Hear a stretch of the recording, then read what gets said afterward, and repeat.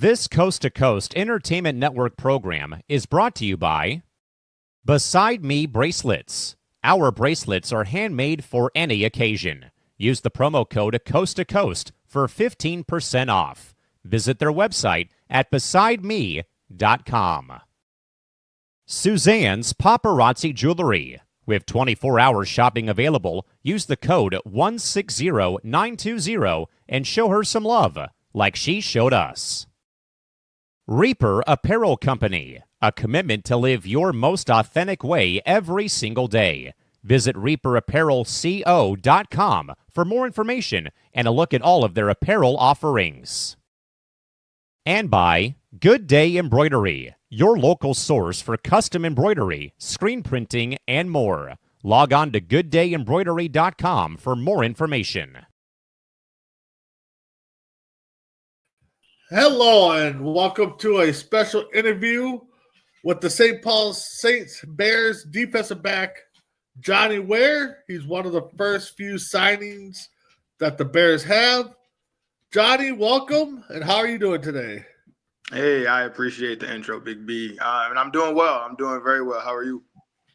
Hey, I'm doing good.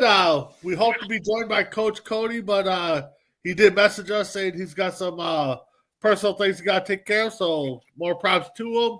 Right. With him not being here, we can kind of pick on him a little bit because I know you got a lot of experience with him.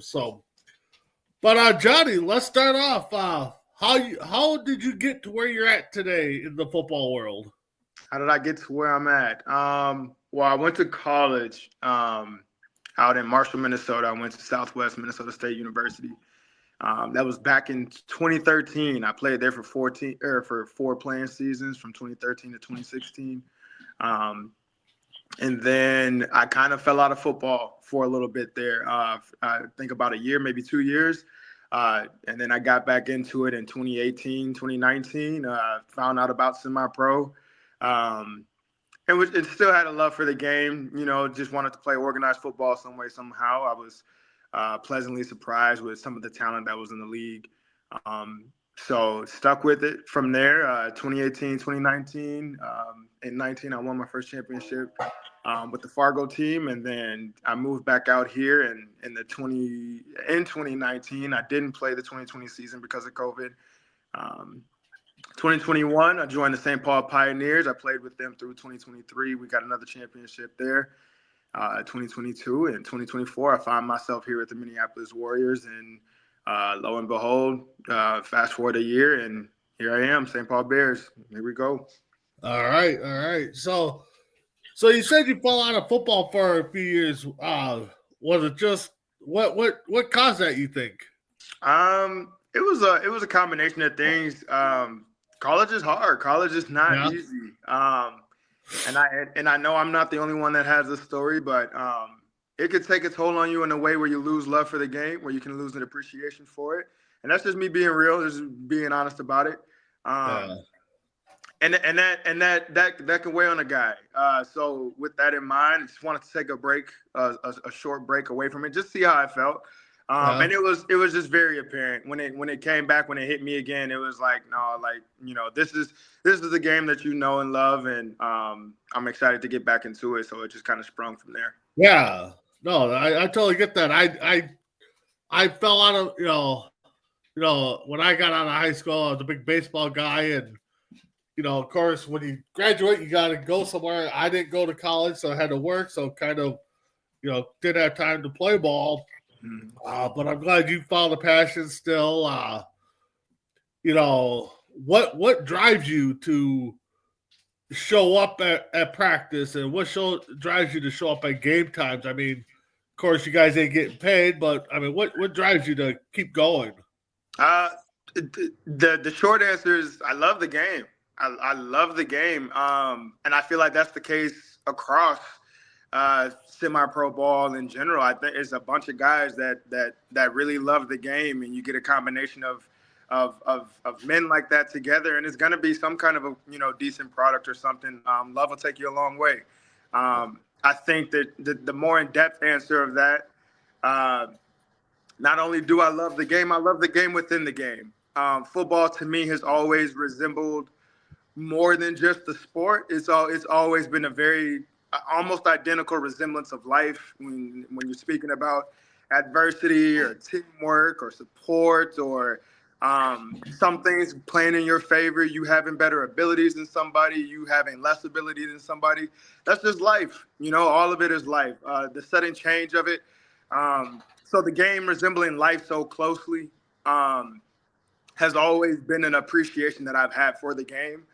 So I see it through a different lens more than just, hey, I'm just out here playing football.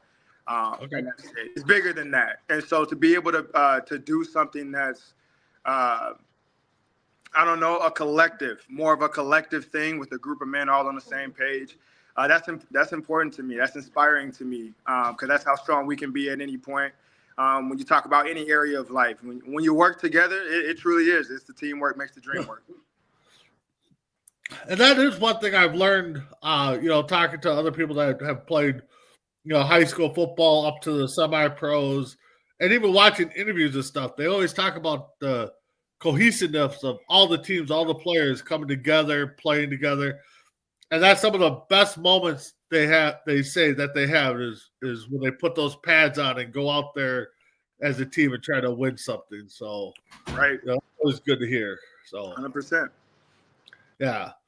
So, you you played under Cody with the Warriors. Mm-hmm. What's some advice that has Coach Cody given you to make you a better player? To make me a better player, Cody has always advocated, and I love him for this. He's always advocated for me to be me, for me to continue to, be the character that he sees me as, that I feel respected as by a lot of my peers in semi-pro and coaches. But he fuels that. He's always going to be the guy that just gets behind his guys and the bigger message, the bigger picture, the bigger identities behind them. And so, yeah, he's never really, tried to change me or anything like that. He loves it. He embraces me. And, he uses it to his advantage in terms of getting the most out of me and maximizing my respect in the game. So I love it. Gotcha. No, that's good. That's always good for a coach to, play with your strong suits and not try to change you. And with that being said, you got any quick Cody memories that, funny stories or anything from, Cody, while he's not here to defend himself? Funny stories. I don't know that I got any really, I don't know, too many funny stories of him. Like I said, he's a great little dude, man. I'm excited to play for him. Yeah. Him closer. Yep. And that's just him. You know him. He's just kind of the guy that's gonna get behind the next man and really boost him up. So I wouldn't say that I have any funny stories about him just yet. I'm sure they'll come here within the next couple of years. Or so. Oh yeah. So kind of how did you find out about the Bears? Was it through Cody? Who reached out to who? Right. Well, kind of heard about him loosely through the grapevine kind of thing. I didn't think anything of it. Cody then came to me directly and kind of let me know of his decision, him being the defensive backs coach for our team with the Warriors. He came to me right away. He kind of let me know what his decision was going to be. And then he presented the opportunity for me to join on. And I was like, hey, man, why not? If it's right here in our backyard, why not take this massive opportunity and see what we can do with it? Yeah, exactly. So game time happens. What is your preparation for you yourself to get you hyped up and ready for, a game? My biggest thing is always preparation. Okay. I think preparation for me, and I think for anybody really, it feels like you're getting cheat codes. You're getting cheat codes to the game before it even happens. So I take a lot of pride in film study. I take a lot of pride in practice. I've always been that way, even in high school. I practice how I play a game. And it served me well because now I don't know the difference between game and practice. So then when I get out there during real game time, it's the same energy, it's the same effort, it's the same. You're getting the same guy. You know what you're going to get, on game day. So I would say for me, definitely preparation.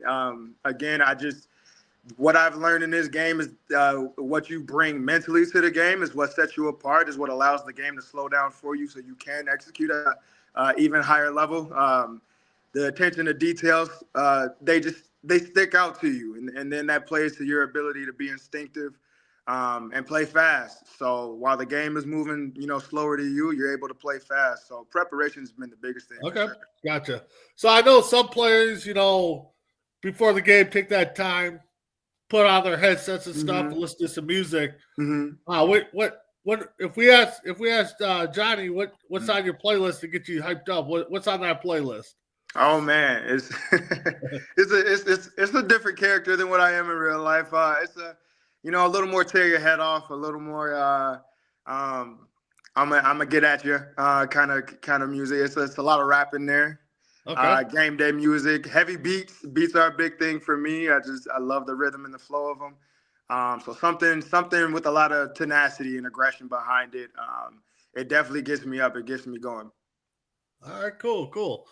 So, when you're out on the field lining up against those receivers, tight ends, or whatever, what is there something that gives you the upper hand, knowing that if they're going to come to you, I got you? I mean, is there something the player, like pitchers have a tell or something? Is there something that receiver, you could tell from the receiver that okay, you're mine today. I own you. So what's that for you?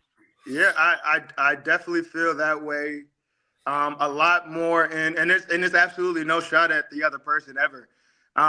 But for me, like it's my mentality. My mentality is I watch how you move as a man, before the game. I see how you walk around. I see how you move. I see where I can get in and infiltrate almost your mind, your mentality towards the game. And so you come with a lot of high energy and you're excited about the game. I'm looking at that. I'm looking, and I'm going to take that from you, But again, that's my mentality, though. It's not personal ever. It's more so just I approach the game of like at the beginning of the game, first quarter, you be excited, you can feel confident, you can do this. But by the fourth quarter, I'm going to have you stripped of all of that. I want you to question why you even play the game by that time. But again, again, this is all deep rooted in my love for the game. I know I control what I can control. And for me, I can control my effort every single play. I can control the details that I play with. And I know that I'm going to apply more details than you are. So I'm going to outcompete you, play in and play out. And that's what I feel like gives me the upper hand every time. No, that's good. That's really good. So, of course, with the Bears being an indoor 8-on-8 team, half the field, both width and length, what is your preparation for that? How can you adjust to that? I think. Well, I've been told many times, just for myself specifically. I've never played arena, but I've been told for myself, like with my abilities and what my guys know of me and coaches, that I'll thrive there. Just the way that I approach the game, just how my instinctives work in my favor. So you shorten that up. Yeah, if you take the 11-man field and you shorten that up, I feel like I'll thrive. I've had a lot of great feedback and responses from guys that have experienced the game there, and they're just like, yeah, like you're gonna kill it, you're gonna do great. And I'm excited for the opportunity to showcase, what I can do on an even smaller playing field. So just moving faster, I think that's gonna be the biggest thing there, the lateral quickness. Yeah, for me watching arena football, because it's here and there every so often. It's, they're trying to push it, then it disappears, it comes back. Mm-hmm. I mean, just the speed, and Cody touched on it last week that the speed is faster. Yep. The game's just a quicker pace, and then you got the hockey boards right there. So, that's going to be kind of interesting to see how players, react to that, because you can't really make those sharp curl routes without, having that board right there. So, yeah. So, but outside of football, I see that you're a personal trainer. So, how did that come about? Yes, I do mental strength training. So it's a personal training with a different spin on it. That came about through my athletic journey, going through all the ups and downs, like I spoke about earlier. understanding football is like the game within the game, the life, in the game within the game is the bigger picture. It's the same picture as life, like I spoke to again earlier. It's the sudden change of it. It's all the experience that comes with it, the ups and downs, the roller coaster, the emotions, all of that. So I cultivated a lot of those things in my own journey, and I saw the toll that it took on me. Just through some of the experiences, not fully understanding or like knowing where they were coming from or how I could overcome them or this, whatever, what have you. But with that in mind, never forgetting what they were. And I think that served me really well because then it allowed me to then reflect on them years later. And then understand more now at an advanced stage where it's like, hey, like this was huge for you and you didn't even know it at that time. So to be able to work through that and work to it and now be able to address it, I've seen how much it's like propelled me, myself as an athlete, to be able to address those things head on. So I'm like, you know what, I can give this back to guys before it even starts, propel them into their best selves, their highest selves, and how to deal with things where it's going to require resilience and perseverance and balance. Injuries being a big part of the game was a big part of my career as well. So that played a big role into it as well. It all came to a head in 2021. And I'm like, this is how I serve the game. This is how I give back to the game that I love. I get to be a personal trainer in a different way. And it's through mental strength training that I can maximize people and give them the utmost confidence in their abilities moving forward. And it'll probably help with the Bears, being an upstart team where they can rely on you to kind of check the player and be like, hey, is he okay? Can he go? So that'll be good. A couple of double duties there. So, take away the sports, take away the personal trainer. What's Johnny Ware all about outside of that personal life? I mean, hanging with his homies and stuff like that. What's Johnny like? I think it's very synonymous to the guy that you get in the game in the sense of I'm going to come with the same attention to detail to life that I do in the game. I care about people. People is the biggest emphasis that I've learned in my life. The biggest thing that some of my biggest takeaways from all aspects of life, whether it was in the game or personal or professional, it doesn't matter. People. So that's a big emphasis to me. And again, that's how I came into my mental strength training thing to begin with, figuring out ways to maximize people and bring the best out of them. That will always be important to me, the biggest thing on my heart. So out there as a leader, as a captain on the football field, it feels the same way. I'm looking to maximize my guys and make them feel confident and instill that true belief within themselves that they do all have, deep down, even guys that don't feel like they do, they have it. So I take it upon myself to bring that forward. And so whether that be in sports, whether that be in my personal life, professional life, I'm going to always be the guy looking to bring that forward in people. Gotcha. I know, for me personally, I kind of look back at my life and be like, oh, I wish I could have done this better. Is there something you could have told a younger Johnny Ware to, if you go back and tell yourself something, what would that be that you would like to tell your younger self? That's tough. I feel like that's a tough thing to say, just in the sense of I know it completely changes the trajectory of the gift that I have now, that I'm able to give back. And so it's hard for me to say that I would redo anything or like want anything to be different, but and that's not even to be cliche or to say I wouldn't want it any other way. I think the biggest thing would have been just to really be present. Be really it's really easy to get outside of yourself when you're thinking to your future, when you're thinking to your goals.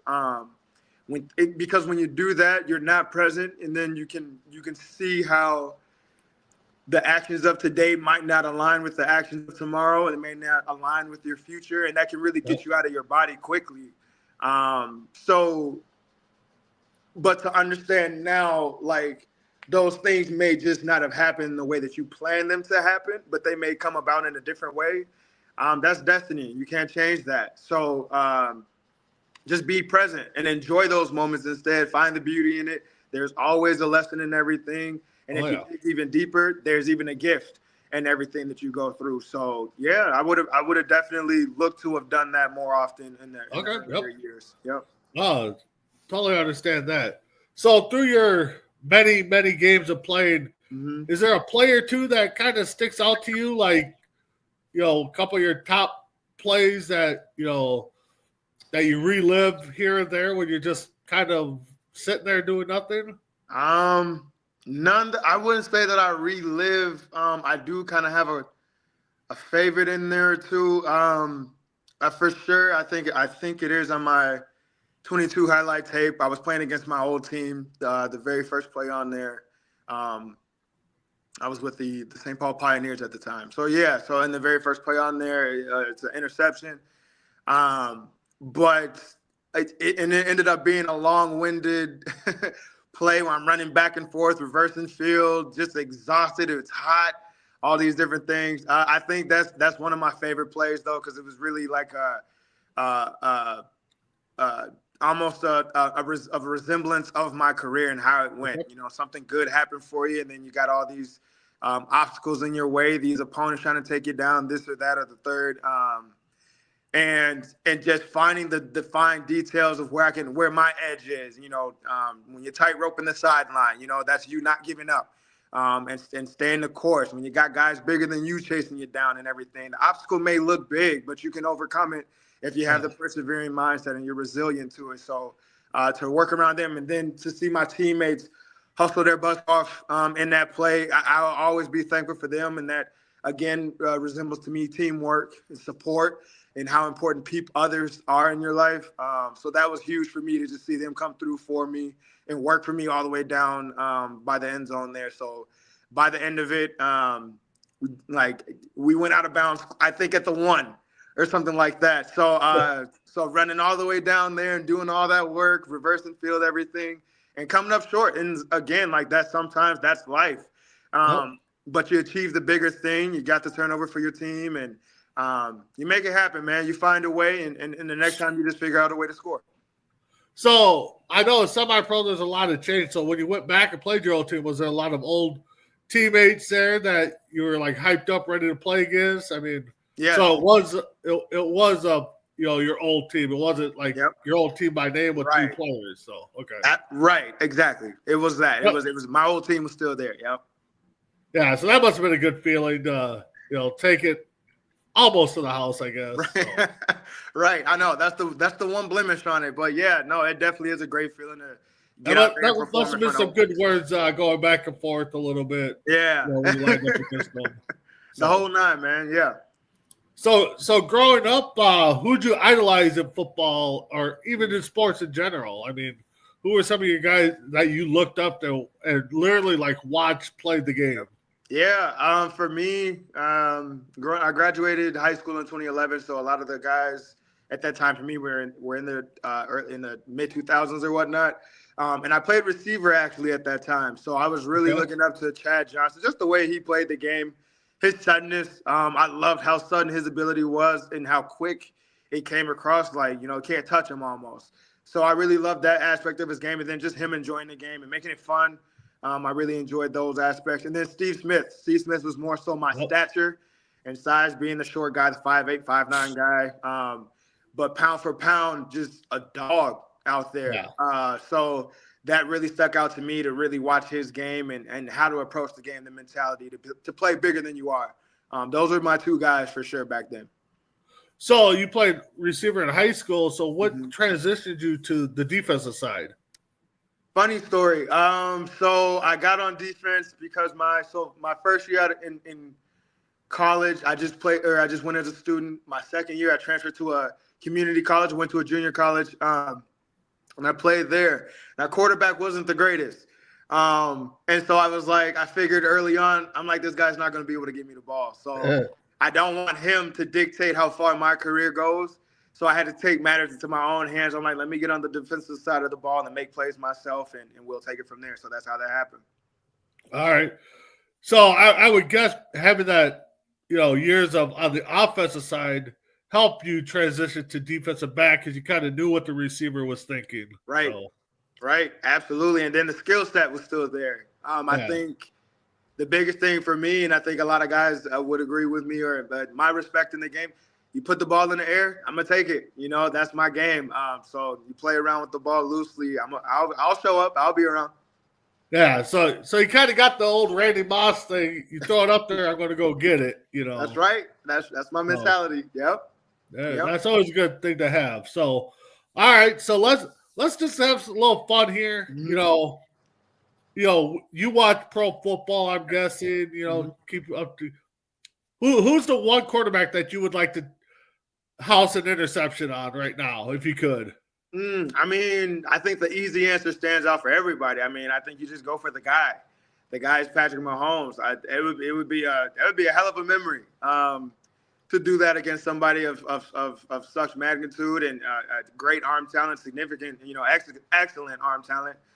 So to do that against them and what that team is and all the history that they've had these recent years, that'd be awesome. That would be.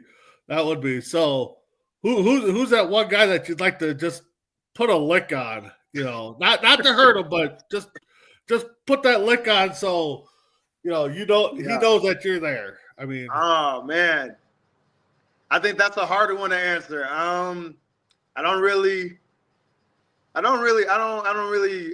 have any ill feelings towards anybody. And again, like you said, it's not to hurt them or anything, but just to kind of get them, sting them a little bit. I don't know. I'll say Kirk Cousins just because he left us this year. I'll say that. Oh, I love that answer. Yeah. So, we saw the games. We're down to 4 teams left. Sure. Who you picking? Who you picking to go to the big game? That's our team is out, of course. Right. I will just I always go for the underdog. If our team gets out, I go for the underdog. So I got the Commanders. Yeah, I got the Commanders too. Mm-hmm. I'm debating on the AFC side because it's like the Bills are 0-4. The Chiefs are, like you said, that team that, is probably easy to pick on. Right. I don't want the Bills to go because that gives them a chance to win. And then there goes my shot for 0-4 versus 0-4. So I'm kind of – but, long story short, for me, as long as it's a good game, I could care less. But, right. Yeah, I hope the Commanders – do I was kind of rooting for the Lions after we got knocked out, but right. So yeah. With that being said, Commanders all the way. So I agree with you. So another thing, always hearing the stories of coaches maybe putting on the pads or holding up the dummies during practice. Mm-hmm. Is there, if you could, one shot at Cody holding that dummy pack? He's not here to defend himself, so. Yeah. Cody, would I do it? Is that what you're asking? What's the question? Would I do it? To have fun with my guy, I definitely would. I'd get after him. Yeah, that's what it's all about. It's all for fun. And, I would guess, I played a little amateur baseball here a couple years, baseball-wise. I guess for you going to different cities and stuff and, states, I don't know if have you ever had those little kids ask you for your autograph or something? Absolutely. They don't know the difference. How's that make you feel? It's great, man. It's super humbling for me. I always, in a way that, like, it's kids being kids. They don't know the difference. It reminds you of your level, like what's important, like your level of importance to, especially like the minor eye, and just in what you embody. Like, it is being watched, like it is being, people are paying attention to you even when you think that they're not. And it's easy to be in this league and feel like, oh, nobody mattered, nobody's really paying attention. Those kids are. They don't know the difference between an NFL player and a semi-pro player. So you got a helmet on, you strap up the shoulder pads and all of that, you become an idol in a lot of their eyes. So to have the autograph ask, or can you take a picture with me, all of that, it recenters you. It brings you back down.